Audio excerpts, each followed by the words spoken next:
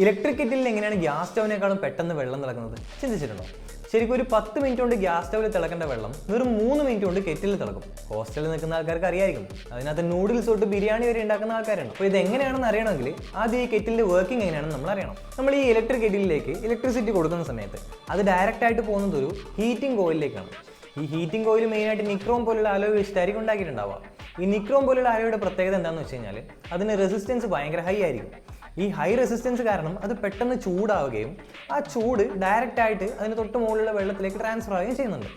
അതുപോലെ ഇതൊരു closed system ആയതുകൊണ്ട് തന്നെ അധികം ഹീറ്റ് പുറത്തേക്ക് വേസ്റ്റ് ആവാനുമില്ല.